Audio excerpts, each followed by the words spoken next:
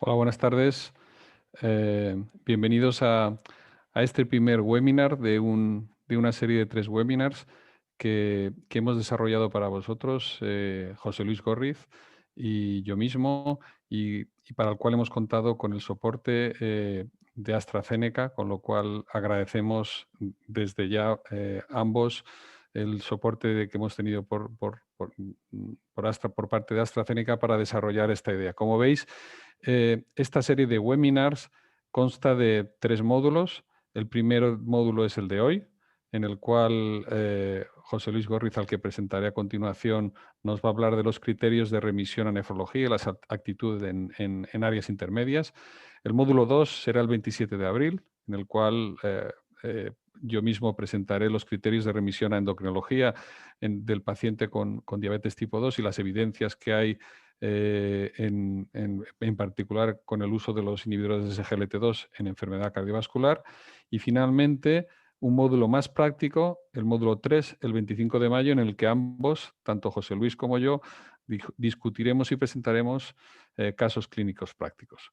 Bien, centrándonos en la reunión de hoy, hoy vamos a hablar de nefrología y para ello tenemos a un gran ponente.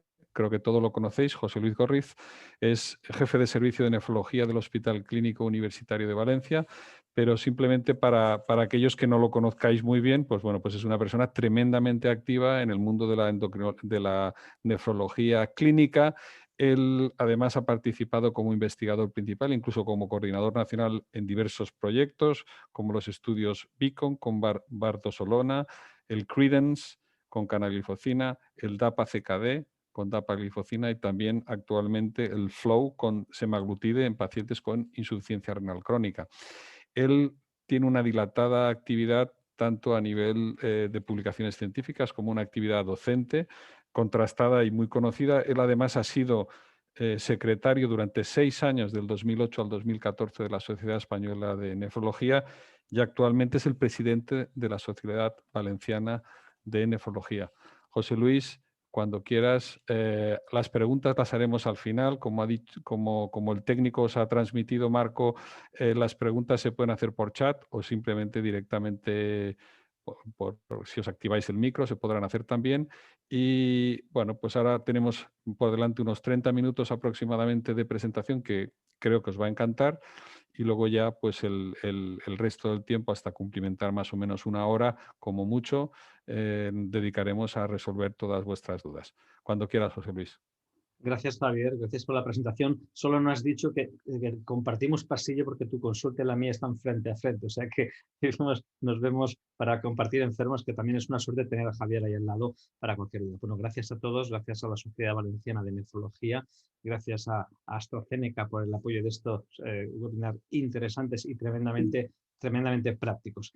Hoy, casualmente, es el Día Mundial del Riñón, el segundo jueves de marzo de cada año, y hoy el Día Mundial del Riñón tiene un lema de vivir bien con la enfermedad renal para que el paciente tenga, primero, una concienciación. Es un mensaje a una concienciación a la población general acerca del problema de la enfermedad renal y para conocer que el paciente conozca bien este problema renal y que pueda participar y empoderarse para participar junto con el médico de las decisiones terapéuticas que van a mejorar su pronóstico y su calidad de vida. Bueno, pues vaya ese homenaje al Día Mundial del Riñón. Estos son mis honorarios por conflicto de intereses. Este es el contenido de la charla. Importancia del problema, evidencias. Hay que actuar en fases precoces y la atención primaria es la clave para ello. Los criterios de remisión en nefrología. Y voy a hacer un avance, voy a poner 3, 4 mini casos de una diapositiva que va a ser para que veáis que el último webinar, el tercero de esta serie, pues va a ser muy práctico y muy divertido. Estoy convencido que tanto Javier como yo lo vamos a hacer muy divertido. Así tenéis un poquito de caramelo para que lo vayáis saboreando. Bueno, el problema renal, yo estoy aquí a hablar porque soy nefrólogo y porque hablo de la implicación de la enfermedad renal en la diabetes. Y a la izquierda vemos que los pacientes en diálisis en el mundo van incrementándose, especialmente, fijaos, en Asia es tremendo el incremento, China, sudeste asiático, porque la obesidad está siendo un grave problema, ¿no? Y la diabetes. La diabetes es un grave problema, la principal causa de inicio de diálisis. Y a medida que han pasado los años, las 2, 3, 4 últimas décadas, hemos visto que ha habido una reducción en la mortalidad en las enfermedades pulmonares, en el ictus y la cardiopatía isquémica, pero contrariamente, algo tenemos que hacer más porque la enfermedad renal continúa con un incremento de mortalidad en estos pacientes. Este problema hace que la diabetes sea la primera causa de inicio de diálisis en España y en el mundo. Fijaos, una prevalencia, una incidencia del 36%. Entonces, como resumen, la enfermedad renal diabética es la primera causa de insuficiencia renal terminal en el mundo. El 28% tiene algún grado de descenso del filtrado glomerular y el 25% de los diabéticos tendrá ya albuminuria a los 10 años de diagnóstico. Son gente muy joven que empieza a los 50 y pico, es que a los 60 y pico tendrá albuminuria un porcentaje importante y que a lo largo de la evolución el 40% tendrán algún grado de nefropatía. No solamente que tengan nefropatía, sino que esto se asocia a mayor mortalidad y a unos costes tremendamente increíbles, por especialmente la terapia sustitutiva renal. Por eso es crucial tener estrategias y herramientas y actitudes para actuar en fases precoces que puedan prevenir la mortalidad, que puedan prevenir la progresión y disminuir la mortalidad y morbilidad en estos pacientes. Bueno, y en general, ¿cómo vamos a detectar? Pero cualquier médico, médico de primaria, cardiólogo, endocrinólogo, nefrólogo, la afectación renal en la diabetes se detecta primero por el filtrado glomerular y la creatinina, que se puede decir la capacidad depurativa, número de nefronas funcionantes, y por otra parte, para valorar el grado de progresión estructural del daño renal, que es la albuminuria, cociente albúmina creatinina en una muestra de orina. Y con esto, como conocéis, las guías CADIGO, el consenso de la Sociedad Española de Nefrología, establecimos unas tablas en las que se valora la albuminuria normal, A2 microalbuminuria y A3 macroalbuminuria más de 300 y unos estadios de filtrado glomerular que los conocéis, 3, 4, 5, etc. Bueno, ¿qué es lo que tenemos que hacer cuando tenemos un diabético delante para prevenir la progresión de la enfermedad renal diabética? Pues en primer lugar, control glucémico. Control glucémico se ha visto en diversos estudios, empezando por el UKPDS, que cualquier paciente que tenga más de 6,5 de glicada tiene una posibilidad de aumentar a lo largo del tiempo las complicaciones microvasculares, retinopatía, nefropatía, neuropatía.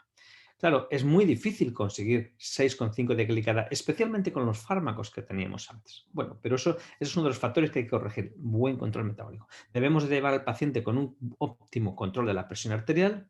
Si hay albuminuria, reducirla al mínimo. Si hay obesidad, evitar el sobrepeso porque el incremento de peso, obesidad, favorece la hiperfiltración y es un factor de progresión renal.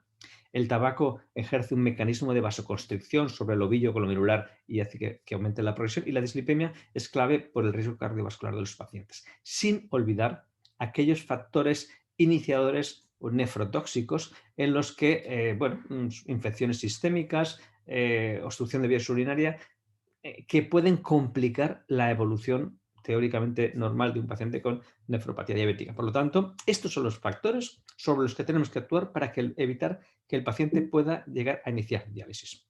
Bueno, ¿qué dicen las guías? Lo resumo. ADA 2021 del mes pasado. Mira, al menos en todo diabético de más de 5 años debe realizarse una albuminuria en cociente albúmina creatinina y filtrado glomerular estimado, es decir, incluso en diabetes tipo 1 y tipo 2. Cuidado que los pacientes que tengan una albuminuria de más de 300 o un filtrado de 30 a 60, estos requieren mayor monitorización, como mínimo 2 al año. Bueno, tenemos unos riesgos establecidos en base a estas tablas que digo que les he mostrado. Entonces, dependiendo de dónde estemos de albuminuria y filtrado, pues tienen poco riesgo en verde o mucho riesgo en rojo de progresión renal, según esta albuminuria. ¿Y cuál es la situación que tenemos en la vida real? Pues bueno, estos son tablas con miles y miles de pacientes, que también esto es un estudio más concreto con pocos casos, pero en realidad el 86%, más del 80% de los pacientes están en riesgo bajo, que son los que vemos en las consultas de atención primaria, fundamentalmente. Entonces, vale, yo tengo pacientes de muy alto riesgo, que son menos del 3%, pero tenemos un 80 y pico por ciento de los pacientes que, a pesar de tener bajo riesgo, tienen posibilidad de progresar, posibilidad de aumentar la albuminuria y proteinuria o bajo el filtrado y posibilidad de morirse por complicaciones cardiovasculares. Probablemente haya que actuar sobre esas fases. Entonces se propone que las guías recientes, las guías siempre han dicho, bueno, un paciente con 30 de filtrado hay que remitirlo en nefrología. Lo que se propone en un artículo publicado el mes pasado, o hace unos par de meses, dijimos, bueno, la propuesta es ir a fases iniciales, pero esa propuesta no tiene que partir de nefrología, es actuar en fases iniciales pero manejado por médicos de primaria. Para ello nos preguntamos, ¿estamos detectando bien la enfermedad renal diabética? Bueno, esto es un estudio que hemos hecho en nuestro departamento, Hospital Clínico, que estáis casi todos vosotros sois del departamento, un estudio de Big Data con el doctor Redón, el doctor Navarro, y hemos visto que 28.000 pacientes son los que tenemos en el área del clínico, tipo 2. Estos 28.000 pacientes dijimos, bueno, ¿cuántos pacientes tienen hecha una albuminuria? Bueno, eso es un estudio del 2015, que hemos hecho ahora con datos de 2015 y hemos visto que no llega a la mitad de los pacientes que tienen una albuminuria. Bueno, eso es terrible, ¿no? Dijimos, bueno, es que, a ver, a veces los controles son cada 12, 13 o 14 meses. Bueno, vamos a ampliar a 2 años. En 2 años, un poquito más de la mitad de los pacientes tienen realizado una albuminuria. ¿Cuántos pacientes tienen hecha una estimación del filtrado glomerular? Que eso es automático, eso no cuesta ni un solo euro. Sale en el volante, 70%. ¿Cuántos pacientes tienen glicada? 71%. Bueno, pues no estamos haciendo bien la detección, ni siquiera la monitorización, al menos en un porcentaje importante. Es el primer mensaje, señores, vamos a aplicar la albuminuria y el filtrado glomerular y la glicada por lo menos una vez al año en estos pacientes. Y el motivo por el que yo dije esto es un abordaje precoz, debe hacerse un abordaje precoz, pero no desde nefrología, sino desde primaria. Pues miren, ¿cuántos pacientes tienen proteinuria, que es un criterio de remisión en nefrología? Más de 300. Pues nos salen unos 340, si solamente hemos hecho 40%, pues unos 500 pacientes con proteinuria, que son los que tenemos que remangarnos y trabajar a tope con ellos en nefrología, junto con vosotros. Si recibiéramos los pacientes en fases más precoces con la albuminuria, recibiríamos 2.000 pacientes, bueno, más los que no se ha hecho la albuminuria, recibiríamos de golpe unos 4 o 5.000 pacientes. No tiene sentido que entre los nefrólogos que vemos consultas, que vemos 2 consultas diarias en un departamento como el clínico, tuviéramos que ver estos 5.000 pacientes de extra, siendo que las medidas las pueden y las deben hacer los médicos de primaria y ahora veremos qué medidas. Bueno, ¿qué evidencias existen para apoyar estas medidas que yo os voy a comentar? Bueno, control de los factores de riesgo cardiovascular y progresión renal, eso no cabe en la más mínima duda, glucemia, presión arterial, obesidad, evitar nefrotóxicos, tratamiento de las comorbilidades. La primera evidencia es la del bloqueo del sistema renina-angiotensina-aldosterona, no cabe la más mínima duda. La segunda evidencia de la que les voy a hablar es los ISGLT2, porque han logrado reducir la albuminuria y la progresión renal. Y en tercer lugar, los agonistas de receptor de GLP-1, que han logrado por el momento reducir la albuminuria y proteinuria y están pendientes de demostrar en ensayos clínicos con endpoints específicos renales si reduce o no la progresión renal. Bueno, en primer lugar, hipertensión. Pues esto es lo que dicen las guías ABA desde 2021, que dicen, como siempre, empezar una vez se hayan cumplido las medidas higiénico-dietéticas y si la presión arterial está por encima de 140-90, pues iniciar el tratamiento antihipertensivo. Y esto es nuevo de este año. Tratamientos con fármacos que han demostrado el riesgo cardiovascular. Es decir, si el paciente tiene cardiopatía isquémica o albuminuria, empezar con bloqueadores del sistema renina-angiotensina. Antes se decía, bueno, cualquier fármaco es bueno para la hipertensión, pero no. Obviamente, si había albuminuria, siempre hemos dicho bloqueadores del sistema renina-angiotensina, pero se ha añadido la coletilla de cardiopatía isquémica o enfermedad coronaria. Es un motivo para iniciar un bloqueador del sistema renina-angiotensina. Nunca combinar IECA más ARA2 porque se asocia más riesgo de hipercalemia y deterioro renal. Y como tercer fármaco o segundo fármaco, diurético tiacídico o antagonista del calcio, que eso era lo que hemos tenido siempre. No nos olvidemos asegurar el cumplimiento terapéutico, dosis plenas de IECA o ARA2, no es lo mismo dar 5 de enalapril que 40. Es decir, el paciente no podemos ponerle alfa-metildopa y 5 de enalapril, hay que ponerle 5 de ramipril o 10 de ramipril o 40 de enalapril. Intensificar la dieta hiposódica y diuréticos porque esto va a potenciar el efecto bloqueador del sistema renina-angiotensina, de la misma forma que la sal disminuye el efecto antiproteinúrico e hipotensor de los bloqueadores del sistema renina-angiotensina. Y también la obesidad en la grasa se secreta mucha aldosterona y entonces el paciente obeso va a secretar más aldosterona y va a ejercer cierto grado de resistencia al bloqueo del sistema renina-angiotensina. Bueno, esto es manejo de la hipertensión. Y bueno, yo tengo un paciente con albuminuria y ¿qué hay que hacer? Pues hay que optimizar la glucemia, optimizar presión arterial, lo que hemos dicho de bloquear el sistema renina-angiotensina con dosis máxima, y diuréticos, evitar obesidad, dieta con poca sal, evitar tabaquismo. Quizá, a esto hay controversia, pero en insuficiencia renal avanzada se puede restringir moderadamente la proteína de la dieta y controlar la dislipemia de control de riesgo cardiovascular.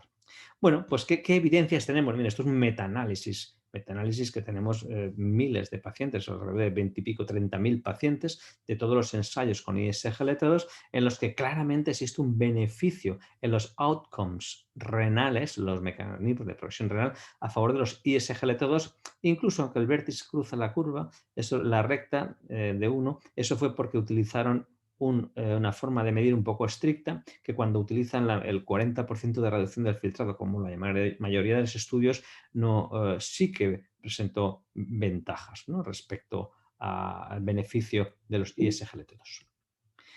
Más aún, en este otro metaanálisis de estos 50 y pico mil pacientes, se observó que si en algo los ISGLT2 son realmente beneficiosos es en los endpoints renales, mucho más incluso que en la insuficiencia cardíaca, bueno, un poquito más que en la insuficiencia cardíaca y más que en los MACE o incluso en la mortalidad.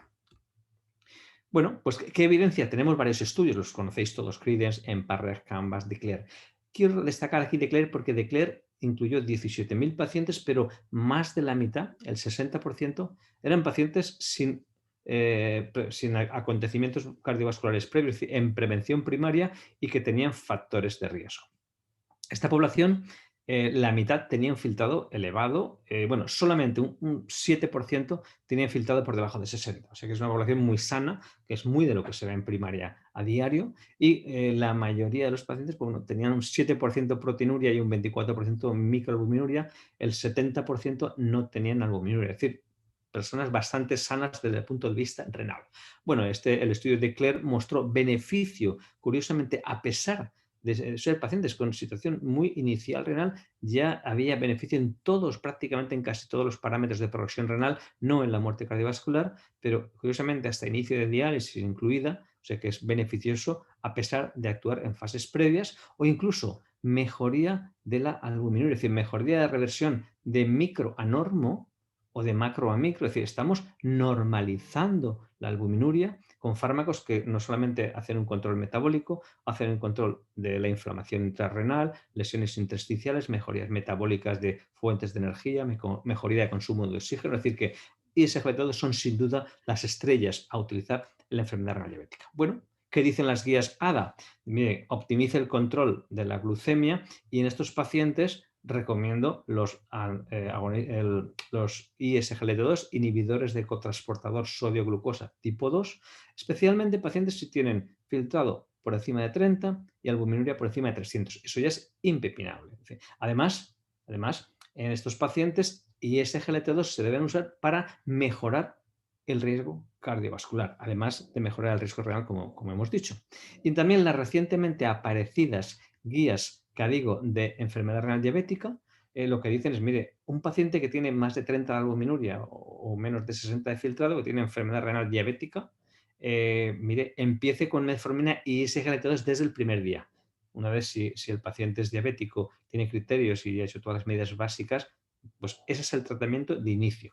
Si el paciente no logra controlar metabólicamente, pues debe asociar cualquier tipo de fármaco del resto de fármacos, pero se prefieren por diversos motivos, beneficio cardiovascular, reducción de peso, importantísimo, reducción en el control de la glucemia sin hipoglucemias, los agonistas del receptor de GLP-1. Por lo tanto, este es el triángulo a utilizar en los pacientes con enfermedad renal diabética, suspendiendo la metformina con filtrado por debajo de 30 y de 30 a 45 reduciéndolo a la mitad. La otra evidencia que tenemos es los agonistas del receptor de GLP-1. Tenemos datos de estudio líder, por ejemplo, por el puesto 1, igual que tenemos el AWAR7 de dulaglutida, que ejerce un beneficio en la reducción de la proteinuria. Pero nos falta a ver si en la progresión renal, con disminución del filtrado glomerular, puede conseguir un beneficio, cosa que no consiguió este estudio. Bueno, tenemos unos retos en los que tenemos unos nuevos fármacos que algunos van a aumentar el costo. Realmente un ISGLT2 cuesta lo mismo que un DPP4. Sí que es verdad que los agonistas receptores de GLP-1 son un poquito más caros y bueno, pues tenemos que valorar el beneficio del paciente, beneficio renal, beneficio cardiovascular. Entonces, esto tenemos que hablar acerca de las implicaciones de implantar estos tratamientos en la rutina práctica, porque a pesar de esos incrementos de costes, supone un enorme beneficio, en mi caso lo digo, renal y cardiovascular. Entonces vamos a pasar a la parte final de cuándo derivar el paciente diabético a nefrología. Bueno, aquí tenéis, ese es el documento que se está actualizando ahora y no hay grandes cambios. Si os acercáis el móvil con, por ejemplo, Google, con el navegador de Google, os acercáis aquí a esto y lo escaneáis, le arrimáis el cuadradito de ahí, entonces le dais enfocáis el dinosaurio y sobre la revista nefrología.com os bajáis el artículo. Es de acceso libre y este es un documento que nos hemos manejado todos. Bueno, cuando es el mismo os podéis bajar el artículo en ese sitio.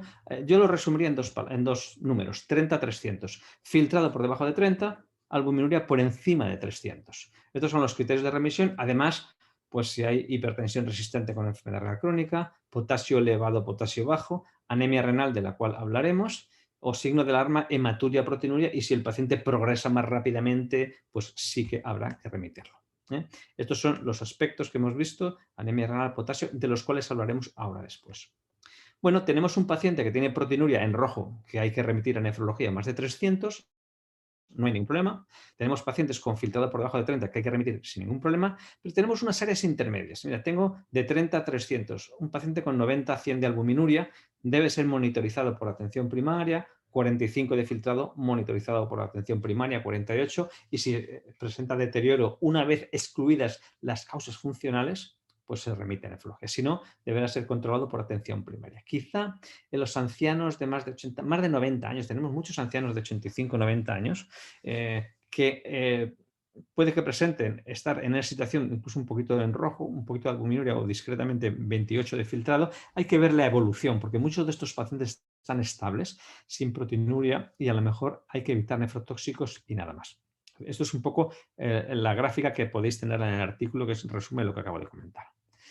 Además, es importante que desde primaria se tiene acceso a la posibilidad de solicitar una ecografía, no de una forma urgente, pero existe una serie de datos que este documento de consenso y las guías NICE del Reino Unido avalan, son los mismos criterios. Paciente con enfermedad renal progresiva, si tiene hematuria macroscópica o incluso microscópica, si tiene sospechas de obstrucción del tracto urinario, un prostatismo muy acusado, por ejemplo, hay proteinuria o tienes antecedentes familiares de enfermedad poliquística o filtrado por debajo de 30 o infecciones urinarias de repetición, con participación renal, pielonefritis, hay que pedir una ecografía y eso nos hacéis un gran favor porque en nuestro departamento no va mal la cosa y agradecemos muchísimo tener la ecografía para consultarla y poder responder desde Orión a Bucasis o incluso cuando nos llega el paciente para verlo, la ecografía para ahorrar tiempo, ¿no? Vale, el paciente ya tenéis los criterios de remisión y si no tiene criterios de remisión y tengo un paciente que tiene 35 o 50 de albuminuria, ¿qué hago? Pues eso debe manejarse desde atención primaria. Ese manejo consistiría en lo que hemos dicho antes: optimizar el control glucémico, control de presión arterial, maximizar el bloqueo del sistema de renina-angiotensina por su efecto antiproteinúrico, antidiabéticos que hayan mostrado beneficio cardiovascular y en albuminuria, ISGLT2, acabo de comentar antes los datos del Leclerc y cualquiera de los ISGLT2, evitar el sobrepeso, etcétera, que son los mismos actitudes que os he hecho antes. Debemos de tener en cuenta que la albuminuria tiene mucha variabilidad. Entonces, por ejemplo, esto es un ejemplo estos son mis pacientes. Un paciente que no tiene albuminuria en 2014, 15, 16 y de pronto tiene un poquito y luego tiene mucha albuminuria y luego baja. Esta variabilidad es tremenda porque hay muchas situaciones como ejercicio físico, fiebre, infección o orina muy concentrada o piuria que dan un falso positivo en albuminuria. Por eso hay que repetirla y a lo mejor una albuminuria de 305. A ver, ¿cómo está de presión arterial? ¿Cómo está de glucemia? ¿Está bien? Oye, pues persiste en dos ocasiones, pues ya lo remito a nefrología. Pero en muchas ocasiones no es que el paciente está hipertenso, el paciente tiene una infección por lo que sea, una hematuria, piuria, y por eso hay que tener en cuenta que no sorprenda que un día tenga 90 y otro tenga 220. Otro aspecto, la albuminuria en vuestras consultas os debe servir para monitorización de respuesta al tratamiento. Este es un paciente al que se le puso, se le corrigió la hipertensión, se le añadió un ISGLT2 y perdió algo de peso. Este paciente pues, empezó a bajar la albúmina y partía de 350 y ya se manejaba por rangos de 100, 100 y pico, que es un manejo para atención primaria sin ningún tipo de problema. ¿Vale? Entonces, lo que hemos comentado y lo repito, estos son los factores que hay que corregir en paciente con albuminuria, sobre todo bloqueo del sistema renina-angiotensina y antidiabéticos que haya mostrado beneficio renal y cardiovascular. Otro punto que quería comentar es que cuando os den el volante de analítica salen dos cosas. Aquí, en orina, miligramos litro y el cociente, que es lo que realmente hay que mirar, porque si el paciente bebe mucho o bebe poco, el cociente no se altera, porque si bebe mucho se diluye la creatinina y se diluye la albuminuria. Y si bebe poco, se concentra la albuminuria y se concentra la creatinina también. Por ejemplo, este paciente tiene miligramos litro, 54 miligramos de albuminuria. Pero como orina alrededor de un litro, pues la albuminuria es 50. Vale, ahí no tengo ningún problema. O en este que tiene 170, 120. Pero en este paciente que tiene 479 miligramos litro, el paciente si orina casi 2 litros, pues tendrá una albuminuria mucho más importante. Y si es el caso de un paciente con 150 de albuminuria o 180 y orina 3 litros, tiene 500 700 de albuminuria. Por eso hay que considerar siempre el cociente. Estoy por ir al laboratorio y decirle, por favor, anúlenme lo de miligramos litro. ¿Y qué hacemos con un paciente que tiene el filtrado reducido? Bueno, pues yo tengo un filtrado de 48, no tengo criterio para remitir a nefrología. Quizá en pacientes menos de 70 años, 45 para abajo podría ser un criterio, pero en general son 30. ¿Qué hago? Pues bueno, si le pido una ecografía, en los criterios que hemos dicho antes, y descartar causas funcionales, que es la principal causa de que estos pacientes no lo remiten. Mire, tengo un paciente que ha hecho vómitos, depresión, un exceso de control de la presión arterial en verano, que está comiendo menos, ha tomado un AINE, y esto es el motivo porque hace una situación transitoria, le preguntas al paciente, pues mira, oye, quítele, está ahora con 11 de sistólica, tiene 82 años, le voy a quitar medicación antihipertensiva y le repito, repito, la causa más frecuente. Otro aspecto es la velocidad de progresión. Paciente que va muy lento, paciente de 85 años y que tiene el 2015 26 de filtrado, 25, 23. Este paciente no va a necesitar diálisis en muchos años, ¿no? Entonces, el paciente hay que descartar situación funcional, depresión, el paciente no tiene anemia renal, ese tío tiene poca posibilidad de iniciar diálisis y de necesidad de remitir a nefrología. En cambio, algunos pacientes tienen una velocidad dependiente, una progresión más rápida. Esta progresión más rápida pues, hace que pues habrá que descartar AINES nefrotóxicos, situación funcional. Este paciente sí que hay que remitirlo porque tiene posibilidad de iniciar diálisis. Mirad, esto es un caso, uno de mis casos de la consulta, con un descenso muy leve desde 2014 hasta 2019. El año pasado no tiene, dejó de acudir, lo he repasado esta mañana. Bueno, este paciente si no tiene proteinuria no me preocupa porque no va a acabar, en diálisis seguro. Si no, ajustemos los nefrotóxicos porque está con 45 de filtrado, 40, y evitar nefrotóxicos y ajustar los fármacos a la función renal.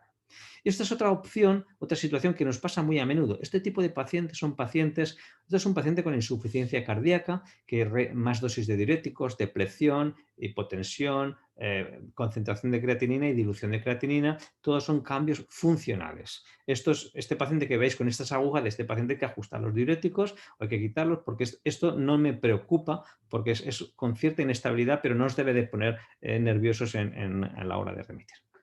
Finalmente, a ver, la anemia. Anemia renal. Tenéis en este artículo que podéis acceder a través del código QR, un documento con las 3 sociedades científicas de medicina de familia y con la Sociedad Española de Nefrología, el grupo de anemia de la SEN. Entonces establecimos los protocolos, también podéis bajar ahí ¿cuándo es anemia renal? Pues menos de 11 o de 10,5, pero con índice de saturación más de 20 y con ferritina más de 100. Es decir, la principal causa de anemia es la pérdida de hierro, es la ferropenia. Pero si el paciente, muchas veces enviáis un paciente que tiene 6 de saturación, este paciente está perdiendo por el tubo digestivo el hierro, este paciente no tiene una anemia renal. Y ese hay que, pues a lo mejor hacer una endoscopia o hacer una revisión, ¿de acuerdo? Las indicaciones de remitir son anemia renal con estas características, o para que requiera medicación intravenosa porque el hierro renal no lo tolera, o necesite EPO con menos de 10,5. Y hay un algoritmo en el que está descrito lo que hay que hacer y simplemente se remite si es todo normal. B12 fólico, saturación entre cerna y ferritina, se remite. Acabo con el potasio. A ver, hiperpotasemia, descartar hemólisis. Que no, si toma fármacos que bloquean el sistema renina-angiotensina o antagonista de receptor mineralocorticoide, spironolactona, pues igual hay que suspender o bajar dosis o añadir quelantes. Y esto será fundamentalmente si hay insuficiencia renal. Si no hay insuficiencia renal, es muy difícil que haya hipercalemia, pero si tienes un paciente sin insuficiencia renal e hipercalemia sin fármacos de este tipo, pues enviarlo porque eso es una tubulopatía distal, una acidosis tubular renal tipo 4. Y el potasio hay que enviarlo siempre cuando hay una hipopotasemia. ¿Por qué? Porque el 90% del potasio es intracelular. Cuando en plasma detectamos un potasio bajo es que no tiene nada de potasio en los depósitos ni en el plasma. Y ahí hay que descartar pues, una toma crónica de diuréticos o pérdida digestiva, siempre remitir. ¿Qué patologías no deben derivarse a nefrología? Pues bueno, litiasis renal. Los nefrólogos somos muy guays, pero eso es de los urólogos. Quistes renales múltiples con función renal normal, es decir, un quiste simple no hay que enviarlo nunca, pero oye, que tiene más de uno y tiene 85 años, vale, pues no va a progresar a insuficiencia renal con diálisis. Si son en gente joven, sí se remite para estudio de enfermedades quísticas. Infecciones urinarias con función renal normal, eso va para urología o todos los tumores y masas renales. En nuestro departamento la hipertensión va a la unidad de hipertensión de medicina interna y, vamos, si tiene insuficiencia renal sí que la recibimos nosotros. Así, conclusiones.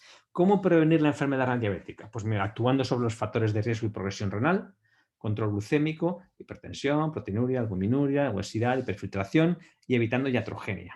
¿Cómo tratar?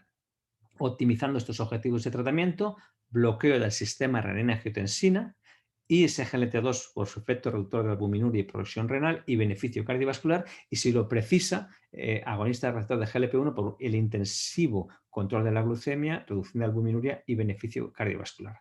¿Cuándo derivar? Filtrado por debajo de 30 y albuminuria por encima de 300. En jóvenes, bueno, en gente menor de 70 años, filtrado debajo de 45, especialmente si se mantiene estable, y quizá valorar no remitir a corto plazo octogenarios o nonagenarios con filtrados de 25 28 muy estables que no cambian a lo largo del tiempo. Y si me permite el moderador, voy a utilizar 3 minutos para algunos ejemplos de casos para que los sepáis qué es lo que vamos a hacer en el último webinar.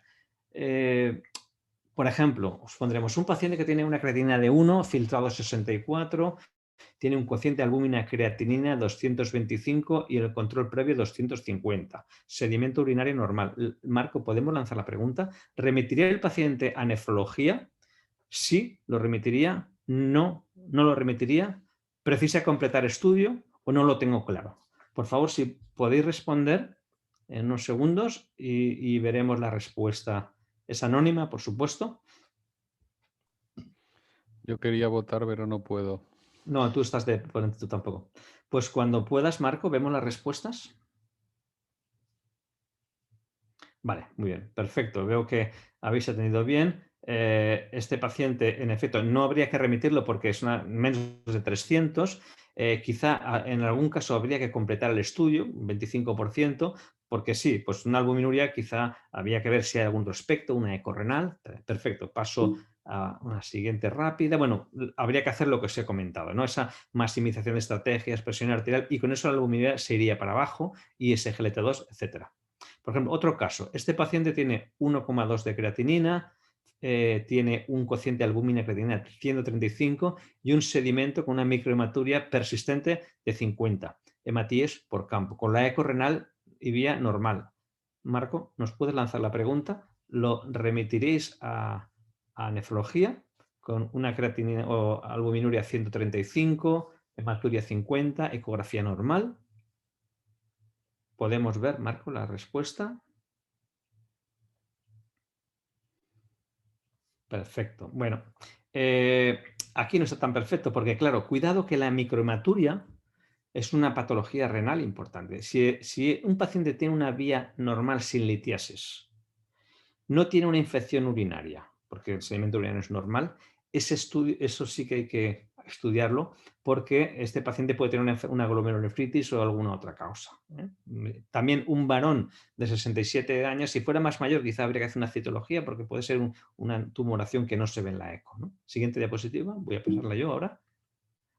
Vale, son signos de alarma, hematuria, si hay albuminuria, aunque sea en bajo grado, ¿no?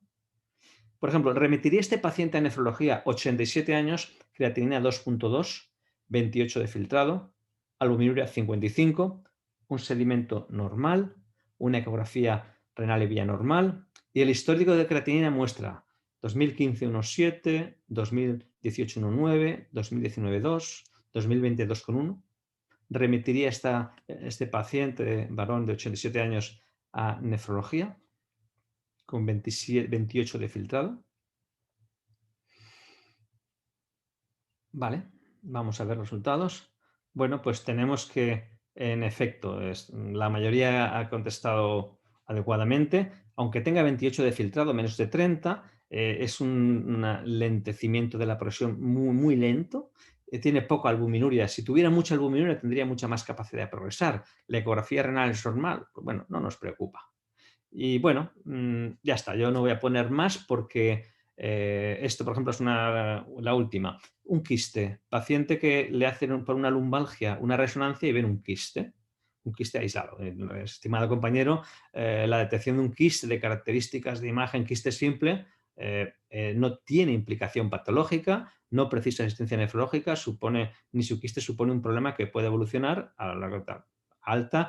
Acordaos siempre, los que sois del departamento, que en todas mis propuestas, cuando las devuelvo contestadas, pongo mi teléfono y de verdad que no me molesta. Yo recibo todas las semanas 1 o 2 llamadas y estaré encantado de colaborar con vosotros. Muy bien, pues simplemente, bueno, os voy a regalar una, que faltaba una. Esta es una paciente de 56 años con glucosura aislada, tiene glucosa en orina de 1000. Yo preguntaría cualquier otra cosa, ¿de qué haremos? Preguntaría si es diabética. Es decir, resulta que la paciente, no, Marco, esta la podemos quitar porque esta no iba en el... Disculpa, gracias. Preguntaría si es diabética, ¿no? Porque si es diabética y tiene glucosa de 1000 es que tiene un mal control de la glucemia, sobre todo con glucosa basal por encima de 180. O si lleva un buen control glucémico, si la hemoglobina glicada es buena y en ningún momento pasa de 180 a 200 la glucosa en sangre, no va a tirar glucosa en orina, que es como un umbral. Y la siguiente pregunta es si lleva un ISGLT2. Una paciente que lleva un ISGLT2, el umbral de excreción de glucosa baja, por lo que va a excretar más glucosa e incluso con glucosas aceptables va a eliminar glucosuria. Pues fijaos, cuando tengáis un paciente con un ISGLT2, que os saldrá esto. Es una paciente que toma un ISGLT2 y mostraba eso. ¿Vale? Entonces, simplemente agradeceos vuestra atención, esta media hora larga que hemos visto cosas. Podéis hacer preguntas ahora por el chat, en persona, y el próximo 27 de abril el doctor Javier Ampudia nos hará el comentario de los aspectos endocrinológicos, lo mismo que he hecho yo, pero de endocrinología. Y creemos que lo más interesante, no es que diga que lo de hoy no es interesante, pero lo del módulo 3 del 25 de mayo va a ser, bueno, iba a decir un palabrón, pero va a ser muy interesante porque son casos clínicos breves de 1 o 2 diapositivas. Nos entretendremos un poco más en comentarlo y tanto Javier Ampudia como yo presentaremos 8 o 10 casos cada uno para pasar una hora divertida. Bueno, pues quedamos ya a la espera de vuestras preguntas y gracias por estar ahí. Y nada, espero que os haya servido de ayuda. Muy bien, José Luis, muchas gracias. Has hecho una presentación brillante, como siempre, y además has pasado por todos los puntos de tu esquema. La verdad es que a mí personalmente me ha encantado y espero que al resto de los participantes hoy, de los asistentes a este webinar, también les haya servido. Yo me gustaría hacerte alguna pregunta mientras los compañeros se piensan alguna. A mí me gustaría empezar, digamos, con una pregunta un poco práctica desde tu punto de vista.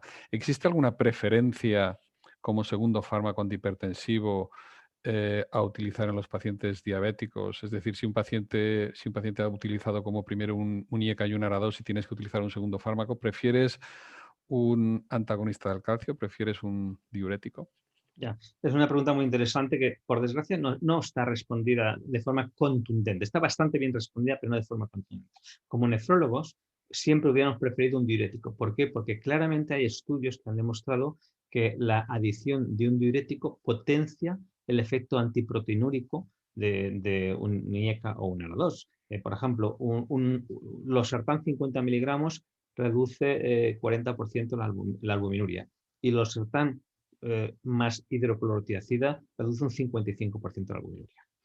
En ese sentido, eso parecía muy de lógica en los nefrólogos, pero eso se demostró en un estudio muy bien diseñado, el estudio ACCOMPLISH, en el que un paciente con un IECA le randomizaron a un diurético y un antagonista del calcio, y la verdad es que en todos los casos, en diabéticos y no diabéticos, siempre el antagonista de calcio consiguió mejor efecto sobre la proteinuria e hipertensión. Bueno, probablemente puede haber efectos hemodinámicos, puede haber un efecto mayor de reducción de la presión central que no reduce, los diuréticos no actúan sobre la presión central y al fin y al cabo la reducción de albuminuria es efecto de presión arterial. Yo tengo un paciente con albuminuria y lo primero que tengo que hacer es bajar la presión arterial al sitio adecuado.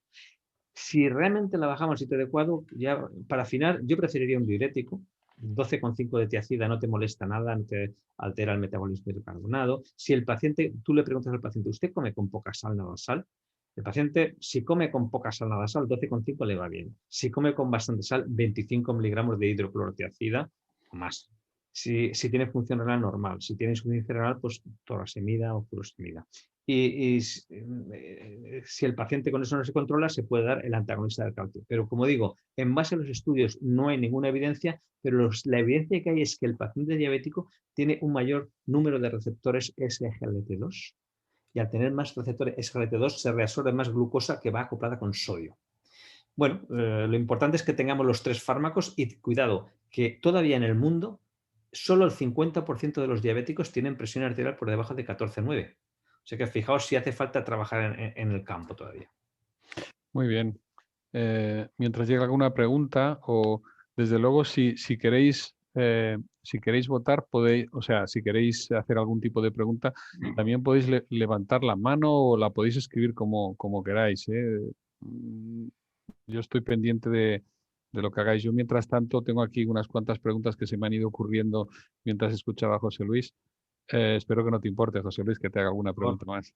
por Mira, favor. te quería preguntar, vamos a ver, ¿existe algún paciente en el que no utilizarías un inhibidor de SGLT2? Un paciente en el que veas una progresión de la enfermedad renal, o lo que es lo mismo, ¿existe algún límite de edad a partir del cual te plantearías utilizarlo con cuidado? Es decir, estoy pensando en los pacientes de más edad. Vale. Sí, la pregunta es si realmente en qué pacientes no utilizaríais SGLT2, porque todas las guías nos están diciendo utilizarlo. En primer lugar, por la edad, tú mejor que yo, Javier, sabes que hay estudios que han demostrado que efectividad y seguridad en pacientes mayores de 70 años, porque en la primera ficha técnica decían, no, pacientes de más de 60 años no da con diuréticos. Entonces, límite de edad no hay. Segundo, está el límite de la ficha técnica porque en este momento, salvo canagliflozina por el estudio Credence, los demás solo están indicados en ficha técnica con filtrado inicial por encima de 60. Bueno, hoy en día está la libertad de prescripción médica. Por supuesto que la ficha técnica la podemos vulnerar. Si queremos seguir ficha técnica, por encima de 60. Y si no, pues no se puede. En muchas ocasiones yo he puesto este paciente, tiene el beneficio de administrar un ISGLT2 con su filtrado de 47, es mucho mayor que cualquier otro problema que pueda surgir y creo adecuado esto. Entonces, limitación, si eres un acérrimo o de la ficha técnica, existe limitación. Y tercera, ¿cuándo no daría? Pues mira, sí que hay dos o tres situaciones. Uno, en un paciente, obviamente no hablo de diabetes tipo 1 y no pienso hablar, porque eso es de los endocrinólogos, que ya es un tema complejo, y lo maneja. En diabetes tipo 1, aunque está indicado en algunas situaciones y algún ISGT2, yo no hay. Y en alguno que había sospecha o duda o tenía cierto, te lo he mandado a la consulta y lo habéis decidido vosotros. En pacientes con alto riesgo de cetoacidosis diabética. Un paciente que tenga un IMC relativamente bajo, que sea, obviamente un LADA, ¿no? Diabetes tipo 2, que no esté gordito, que tenga eso implica una baja reserva pancreática y que haya tenido antecedentes de cetoacidosis diabética y tenga cuadros intercurrentes por lo que sea, que puede tener una infección o una complicación. Ese paciente es un paciente de riesgo. Si lo queremos poner, hay incluso monitorización de glucosa capilar, que tú has participado en un consenso europeo para prevenir esta cetoacidosis. Pues el paciente con alto riesgo de cetoacidosis no lo utilizaría en un paciente que esté hipotenso, es decir, un paciente que tenga 10 de sistólica, los ISGLT2 te bajan un poquito la presión arterial, 3-4 milímetros de mercurio. Bueno, habrá que ajustar, quitar algún fármaco. Si lleva alfa-metildopa y no le sirve para nada, pues prefiero maximizar con un ISGLT2, tengo beneficio y le quito alfa-metildopa, que no le hace demasiado. Es decir, y segundo punto, hipotensión. Y bueno, en pacientes, sobre todo en mujeres con candidiasis genitales de repetición. Esos son los 3 puntos. Hay incluso pacientes con candidiasis genitales se toman su fluconazol y si no vuelven a tener, pues probablemente pueden ir bien y vosotros tenéis también mucha experiencia.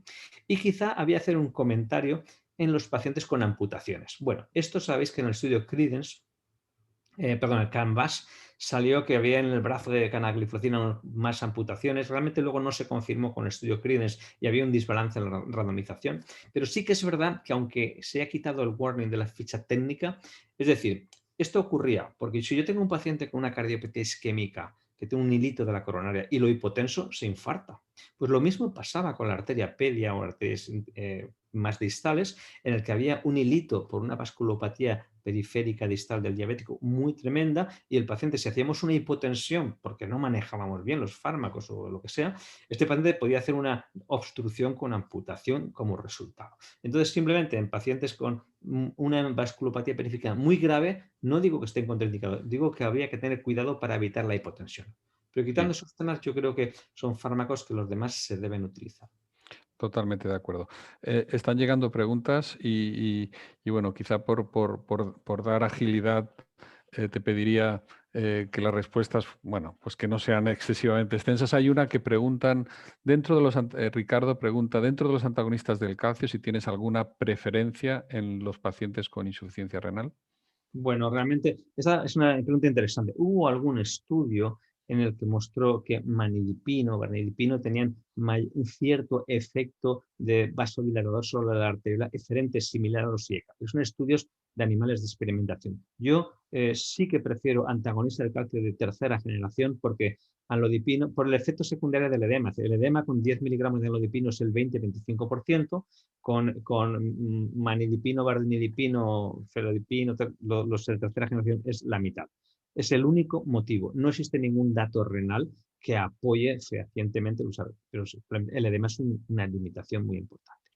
Vale, aquí tenemos otra pregunta. En el tratamiento de la proteinuria en los pacientes con diabetes, ¿dónde quedan relegados fármacos como la pentoxifilina, la vitamina D nativa, el paracicalcitol y el MRA no esteroideo en espera de la finerenona?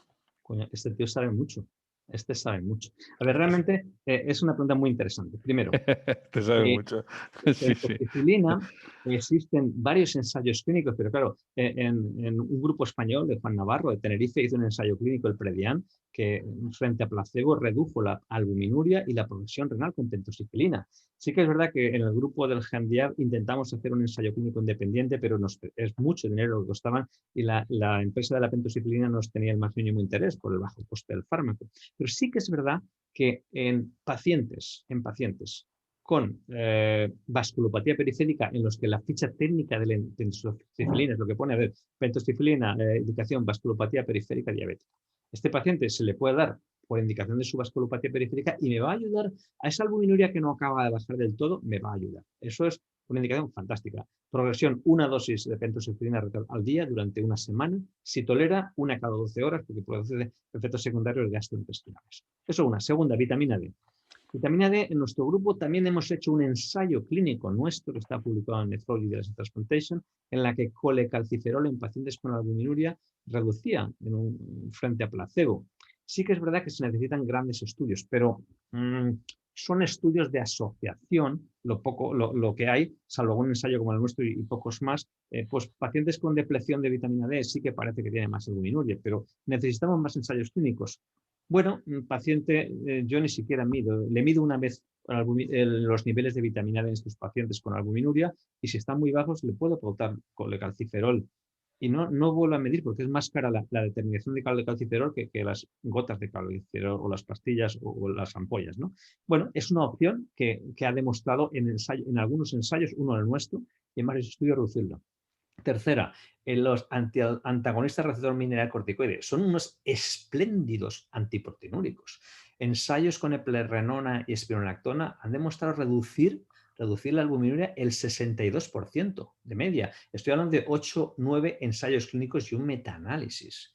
Y recientemente finerenona, que acaba de publicarse en el New England, ha demostrado que sin prácticamente hipercalemia, porque es un antagonista del receptor mineralocorticoide selectivo no esteroideo, pues nos ayuda a bajar. Que, como muy bien ha dicho la persona que ha preguntado, cuando tenemos lo que he dicho, evitar obesidad, bloqueo del sistema renina-angiotensina, SGLT2, GLP-1 si toca, pues podemos poner pentosifilina si el paciente tiene una vasculopatía periférica, si está bajo de vitamina D se le puede añadir, y si el paciente, claro, la espironolactona y plerenona, la indicación es hipertensión, no tiene otra indicación en ficha técnica. Que sepamos que estamos fuera de ficha técnica y se puede administrar y puede ayudar a bajar esa albuminuria que no tenemos controlado. Cuidado con la hipercalemia de la espironolactona y plerenona.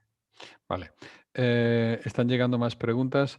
Aquí Luis hace referencia un poco al tema de la cronoterapia y pregunta en relación al estudio IGIA, es decir, si los beneficios cardiovasculares de los antihipertensivos, si son mejores, tal como sugiere este estudio, cuando se administran por la noche. ¿Qué piensas?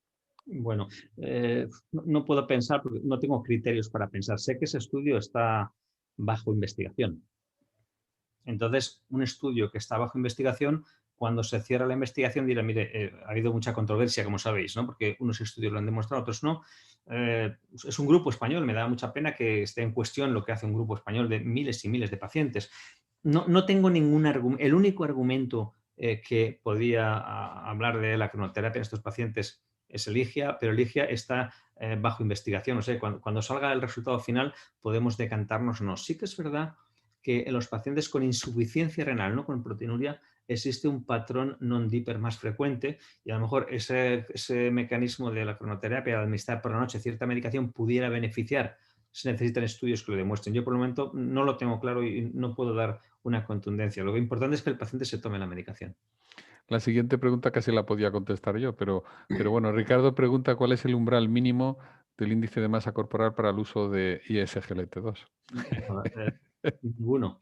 Es que no hay umbral. Ninguno. El umbral es para los agonistas de Además está GLP-1. en el GLP-1. Lo que es Eso es. importante que sepamos, es una cosa, lo digo como curiosidad, el umbral a partir del cual la glucemia se elimina por el riñón es 180. Entonces el mecanismo lo que hace es que ese umbral para eliminar glucosa en orina lo deja de 180, lo pasa a 120 a 140 dependiendo de la persona. Claro, 120, todos tenemos 120 de glucosa después de comer. Entonces, claro, aunque comas poco o tal, vas a eliminar glucosa sí o sí y eliminas unos 200 y pico calorías, 200 y pico, 300 calorías, que eso es media hora corriendo en una cinta, cuidado, que es importante. Aquí Ruth plantea un problema del día a día. No sé si lees la pregunta, que es Sí, sí, la ella leo. ha escrito bastante texto. Bueno, básicamente yo creo que lo que nos pregunta Ruth es qué pasa cuando tenemos la impresión de que de los potasios están saliendo, digamos, un poquito altos y en varios pacientes, si en ese caso sería conveniente repetirlo, etcétera. Bueno, es verdad que en algún momento sí que ha pasado esto, a Ruth le doy la razón, en algún momento ha pasado y hubo un momento que oye, esto está pasando con los potasios, fue una sesión de 4 o 5 días, eso es una anécdota. Entonces, realmente al extraer las analíticas en un centro de salud, no extraerlas en el hospital, el viaje puede que haya cierto grado de hemólisis en algunos pacientes. Puede ocurrir. Entonces sí que es verdad que 5,1 de potasio no me preocupa, 5,2 no me preocupa, 5,3 no me preocupa, porque el paciente voy a quitarle un fármaco con beneficio cardio-nefroprotector. Eso no me preocupa con 5,1, 5,2. Sí que es verdad que a lo mejor hay que monitorizar, es decir, pues vamos a monitorizarlo y ya está. Realmente las analíticas de los estudios clínicos están funcionando muy bien, el laboratorio funciona bien. Cuando hemos tenido un problema, hemos hablado con Arturo, con Enrique, con el laboratorio y se ha solucionado, hemos chequeado, hemos hecho un doble control y en efecto así ha sido. Entonces sí que es verdad que en la función oral puede existir mucha variabilidad, depleción, hipotensión, y o sea que realmente a veces si nos obliga a monitorizar algo más, pues bueno, pues monitorizamos, pero no es un problema. Sí que es verdad que como dice, hay que reducir el IECA a 2. Cuidado, estamos bajando los fármacos cardio-nefroprotectores. Volveremos al sitio. También quiero destacar que lo ha hecho muy bien porque reduce las dosis de IECA o AR2, pero descarta nefrotóxicos, AINES o efervescentes. Es decir, el paracetamol en efervescente lleva un montón de sal. Entonces estamos dando ahí una restricción de sal y le estamos dando con paracetamol un montón de sal. Realmente lo ha hecho muy bien A veces ocurre esto, nosotros estamos muy al tanto porque nuestros pacientes todos tienen potasio normal o alto y eso ahí a veces ocurre, pero vamos, ha hecho muy bien la actitud. Muy bien. Yo tengo, si me permiten los compañeros que nos escuchan, tengo para ti un par de preguntas más. Quizá una pregunta clínica, yo creo que es importante. Como tú sabes muy bien, cuando leemos los trabajos, en la descripción, digamos, de la progresión renal, siempre hablan de, pues, de la velocidad de descenso del filtrado glomerular anual. O sea, yo esto no sé si los compañeros están habituados a hacerlo, porque a mí me parece que es un ejercicio bastante bueno. O sea, me gustaría que en dos palabras les explicaras a ellos cuál es el valor de descenso esperado del filtrado glomerular y cuándo, digamos, ellos por encima de qué valor deberían de ponerse en guardia y quizás remitiros esos pacientes a vosotros. Es una pregunta muy interesante porque ese punto lo hemos actualizado en el documento de consenso que estoy revisando, pues estoy acabando de cerrar lo que han hecho los compañeros, estoy como revisor final. Eh, Fisiológicamente, a partir de los 40 años, el filtrado glomerular desciende 1 mililitro minuto fisiológicamente. Bueno, malo, diabético, no diabético, hipertenso, no hipertenso. Cuanto más factores de comorbilidad sobre factores de progresión renal, más desciende. ¿Cuándo nos debe preocupar? Cuando el filtrado glomerular desciende más de 5 mililitros minuto en un año, y si eso ya llevamos 2 años seguidos, eso es un criterio de remisión nefrológica. Yo creo que el número 5 es lo que nos debe de poner en alerta.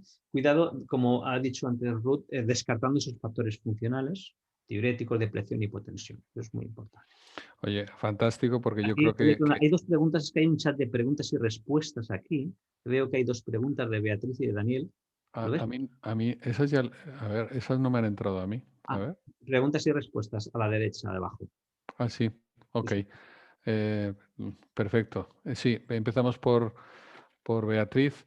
En los últimos análisis, cuando pedimos ratio microalbuminuria creatinina, nos pone más menos que según los 200. datos de más de 200 remitir al nefrólogo, es decir, un comentario que será automático. Sí, correcto. Eso es una cosa que en vista de que estábamos recibiendo demasiadas albuminurias de 50, 70, 80, yo no quise ser absolutamente drástico para reponer 300 y fuimos al laboratorio y le comenté al laboratorio, añade esto como coletilla para que sirva un poco de guía. Es decir, el criterio de remisión son 300, pero si vosotros os sentís un poco incómodos con un paciente de más de 200, no os preocupéis porque el porcentaje de pacientes que tienen más de 300 de albuminuria son el 3% de los diabéticos. 3%. El que pongáis un paciente más, a mí no me va a agobiar la consulta. Pero lo que pasa es que en remitir un paciente de 60 de albuminuria, como a veces se remitía, pues por eso lo es decir, son 300, pero si os sentís un poco incómodos con 200 y pico, remitidlo, que eso estaremos encantados de atender a ese paciente. Bueno, hay una pregunta de Daniel también, como tú muy bien ves aquí. Dice, ¿cuándo hay que dar furosemida o torasemida en lugar de hidroclorotiazida? ¿Cuándo tendrías que hacer el cambio? Una pregunta muy práctica, en efecto. Inicialmente he dicho que hay que dar un diurético tiacídico, los diuréticos tiacídicos es lo que se llama de bajo techo, poca intensidad. Es decir, bajo techo es cuando elimina menos del 10% del sodio filtrado. Pues en cualquier paciente con filtrados normales se da 12,5 o 25 de hidroclorotiazida. Si queremos ser más intenso, clortalidona, que es más intenso. Pero cuando el paciente tiene filtrado por debajo de 30, la cantidad de molécula de diurético que llega por esclerosis capilar o por lo que sea es baja. Y tiene poco efecto diurético y además en estos pacientes con insuficiencia renal que tienen muchas nefronas isquémicas se necesita lo que llaman un diurético de alto techo, furosemida o torasemida. ¿Por qué? Porque en vez de eliminar el 10% del sodio filtrado, elimina aproximadamente el 20% del sodio filtrado. Por eso, cuando un paciente sale de cardiología por insuficiencia cardíaca o de urgencias, sale con furosemida, torasemida, no con tiacida. Es decir, hasta 30 de filtrado hacia arriba, tiacidas. De 30 filtrado para abajo, diuréticos de asa, furosemida, torasemida. Muy bien. Y ya, si os parece bien, también porque ya llevamos una hora, te voy a hacer la última pregunta. Y esta pregunta, obviamente, es una pregunta que te la hago en el contexto de lo que es una discusión científica, por lo tanto, no tiene nada que ver con AstraZeneca y esta es tu opinión, la que te voy a preguntar. Es decir, el estudio de Eclair, como tú muy bien has dicho, pues no llegó a demostrar una reducción de MACE, era un estudio en la que había mucha población en prevención primaria sin enfermedad cardiovascular establecida. Sin embargo, en el DAPA-CKD para el cual demostró realmente un beneficio en la reducción de la mortalidad cardiovascular en pacientes diabéticos y no diabéticos que tenían, digamos, un alto grado de proteinuria. Mi pregunta es, ¿por qué la misma molécula en diferentes estudios demuestra resultados favorables? ¿Tiene que ver sobre todo por la gravedad del paciente que es incluido en los estudios? Es decir, ¿es posible esperar este tipo de beneficios en pacientes, digamos, que tienen un mayor grado de patología y por lo tanto mayor riesgo cardiovascular frente, digamos, a aquellos pacientes que tienen un menor grado de quizás solo factores de riesgo cardiovasculares? ¿Cuál es tu opinión al respecto?